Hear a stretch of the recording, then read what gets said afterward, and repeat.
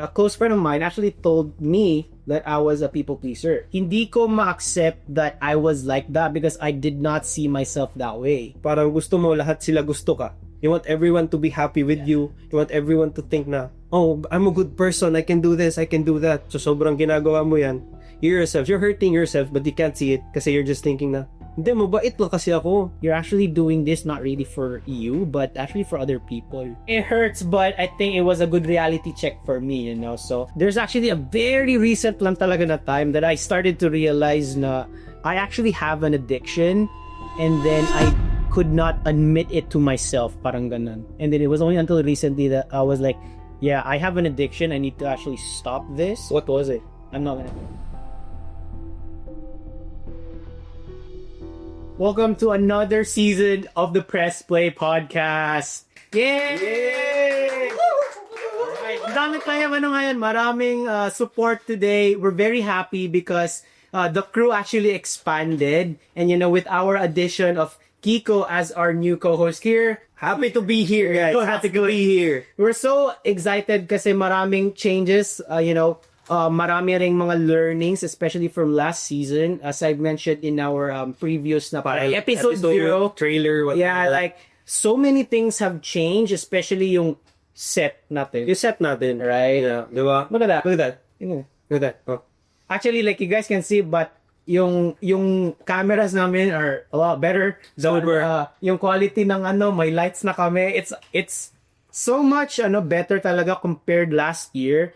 And we're so happy to have it exist na because it was just a plan na For the longest time. Correct. We didn't really expect the meron kaming like somebody would actually support. Yeah. You know? Like, funding.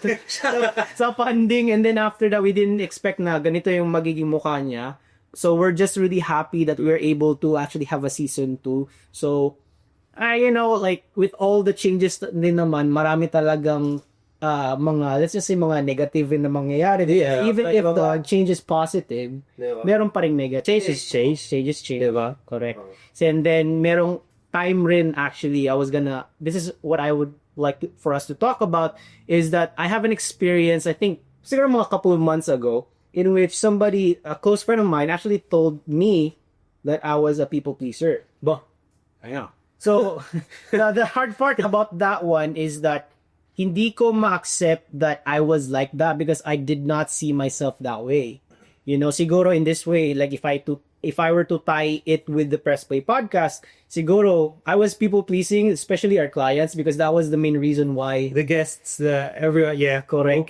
Okay. Why we started the podcast is that social proof, kumbaga na, di ba na, yeah, meron kaming podcast because, we actually produce podcasts. We create the podcasts for them. And then, I just wanted to sort of please them na, hey, hire us. Oh.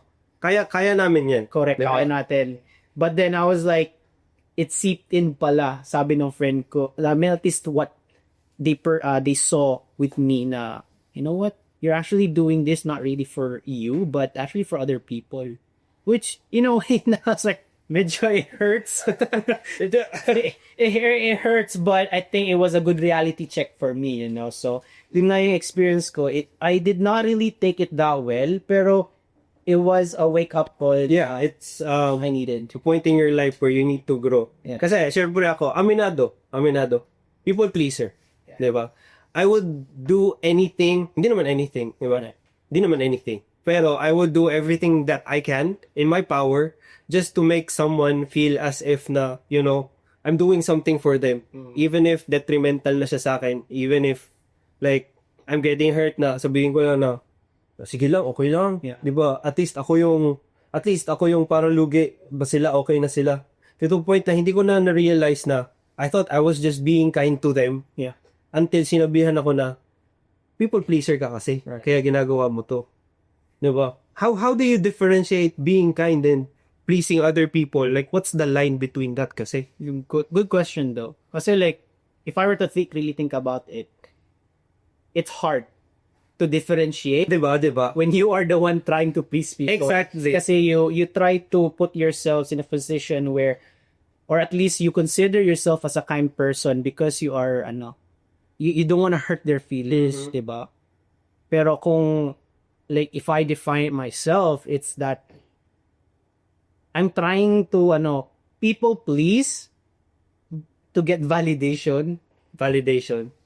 Because maybe I have not gotten that one before. Kasi like, maybe, yeah, I mean, past is that I wanted to achieve as much as I can. Kasi, nobody was gonna do that for me. So, that's why I feel like I need to achieve siguro, maging achiever sa school. But, hindi mo nakuha. Yeah. So, you're trying to... I feel like a failure para. So, you're projecting it to everyone na, no, like, I can do this, ganyan. Ako kasi, siguro, I'm an only child. So, siguro dala na siya ng, kumbaga, attention seeking as well. So, attention seeker, tapos, parang, yung nga, validation. It's like, you want everyone to be, parang gusto mo, lahat sila gusto ka. You want everyone to be happy with you. You want everyone to think na, oh, I'm a good person. I can do this. I can do that. But yun nga, sa sobrang ginagawa mo yan, you're hurting yourself, but you can't see it kasi you're just thinking na, hindi, mabait lang kasi ako. Magpaka-martir ka na, magpaka-lahat. Parang, at the end of the day, parang, wala nang natira sa'yo, sila lahat masaya. Right. Diba? I think it's kind of interesting. Kasi nga, like you mentioned being an only child. I was an only child before. before.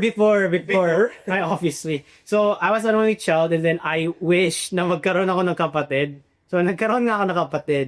Shout out sa kapatid ko si Iya. Love you. But anyway, I think before her, I was also trying to seek validation from others, especially sa parents ko. Just because like, there wasn't any other thing actually, which is kind of weird kasi like even if I'm the only child, it's like parang yung attention that I was getting wasn't enough. So I had to do something grander in a way, So in that case, I think that pushed me siguro, like said kanina, to actually do better in school, like always consistently achieving as a top list, probably siguro like mga activities na ginagawa ko, like if I actually just say physical na mga activities, always being the fastest, ganon, always being siguro the best in things. The best in things, just so that that's my son, parang na, even if parang I crave it more and more whenever there's something, let's just say na parang competition, It just makes sense because it puts all the attention not just from my parents but from everyone. Yep. Everyone's gonna commend you. Damn. Congratulations. So now I'm realizing I'm an attention whore pala.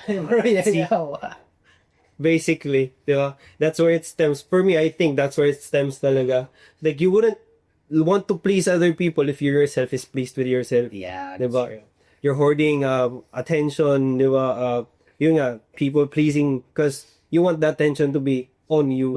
But the problem there is kasi, when you say people pleasing, you can please other people and they will be pleased with you as well. Diba ganyan? I mean like, tawag nito, they can, parang, they reciprocate what you're giving to them. The problem there is if you're pleasing other people, but they don't care. Diba? You can sabihin natin na sige, ako kunwari, sige, gusto ko mag-work tayo. Yan, bigyan kita, free na lang yung shoot namin. I don't get anything from it Right. Diba? You could be okay lang. I want to please people. I'll give it to you for free. Pero in return, I would expect you na promote mo kami. Right. Market us, ganyan. Yun yung problema.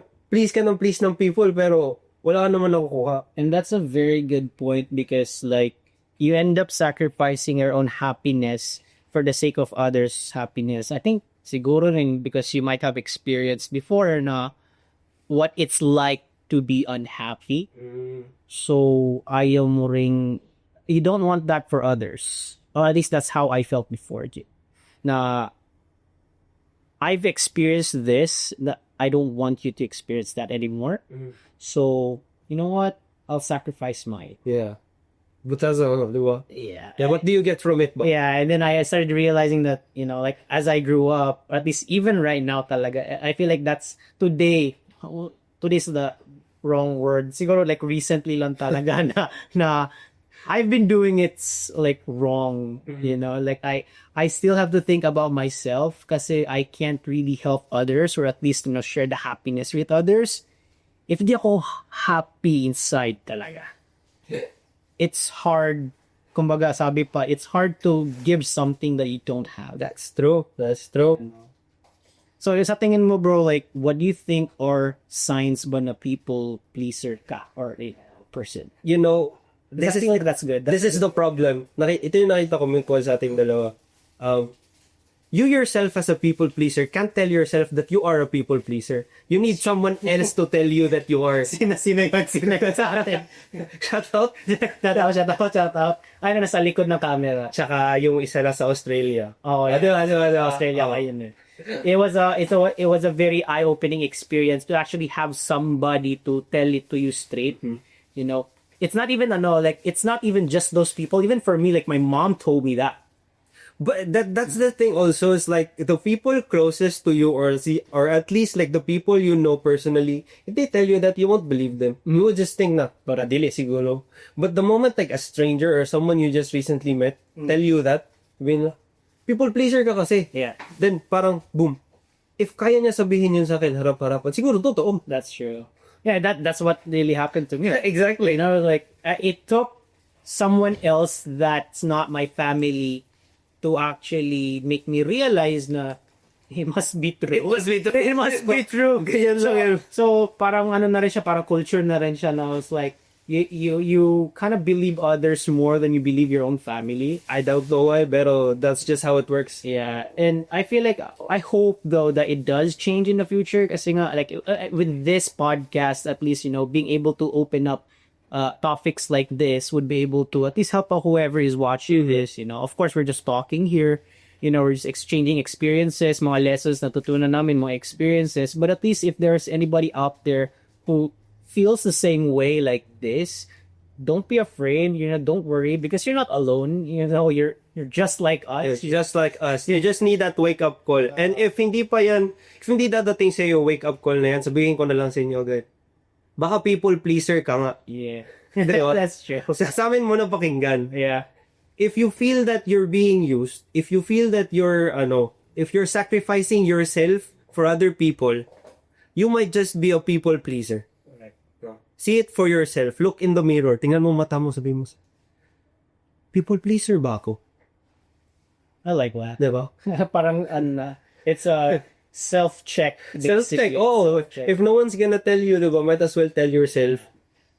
Just to be safe. Yeah, it is hard though, because you have that mental struggles as well. You know, sometimes, like you said nga kanina, like, pag ikaw yung people pleaser, you don't really see it. But I hope, like, if that is the case, if you feel like parang you're there, you know, it's kind of like, I actually wanted to share as well, because like, there's actually a very recent lang talaga na time that I started to realize na I actually have an addiction, and then I could not admit it to myself, parang ganun. And then it was only until recently that I was like, yeah, I have an addiction, I need to actually stop this. What was it? I'm not gonna tell you. I'm gonna tell right now. For the next episode. For the next na lang. Pero yeah, like it made me realize that, bro, like you have an addiction, and then after that, you have to actually fix it in order to fix your life. Siguro like in all, you know, like the show, whatever you see basically is not even the complete story. And then there's going to be something that everybody has to face at some point. You just have to really accept na kailangan mo ng tulong. If you feel like you're a people pleaser, ask others for help. There's nothing wrong with that. I mean, literally ask someone, tingin mo, people pleaser ako. Yeah. Diba? Yeah, that's a good point. Diba? You should ask. You should ask someone. Because at least that way, it's not, especially if it's coming from, like, let's just say a stranger, no? Siguro I feel like a stranger would probably be better. That's the... Kasi friends can... True friends, by the way. True friends will tell you. Pero, you know, sometimes friends na kilala mo, actually sugarcoat. Yeah, they will sugarcoat it. And at the same way, you're asking them to, kung people pleaser ka ba, they're also probably gonna say, they're also gonna be a people pleaser themselves, yeah. Cause ayaw nila magmukha or they don't wanna sound mean or anything. they don't wanna sound, they don't want to sound like an asshole to, especially na, diba? Diba friends kayo? Yeah. So, but, like I said, true friends talaga will actually tell you if like, especially those who actually see your true potential. Yes. Like if they see you as somebody like you're actually trying your hardest, your best to change, they will actually be able to tell you right away. Because they will probably sense, because I've recently met a lot of new people. I've recently met a lot of people na magaling magbasa ng energy ng tao. so I was like, yeah, that's actually pretty real pala. And then after that, if they can actually sense it, ask those people for help, because at least they'll be able to help you out. They will give you the first step on what you can do to achieve, siguro kung ano man yung, di naman totally or complete na solution, but at least you get part of it, you take your first step talaga. I mean, like, that's it for me. So if you think that you're a people pleaser, or you think you know someone a people pleaser, tag them below. Let us know what you think in the comments. Press like, share the video, and don't forget to press play. Bro, that's my seat, bro. That's awesome. Bro. Get out of here.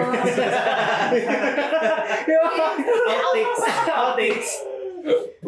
That's my seat. Sabi lang, Rich Wallet, baka itong ginag-promote ni Linus. Pwede mo nagyapon mo Rich Wallet? This video is sponsored by Rich Wallet.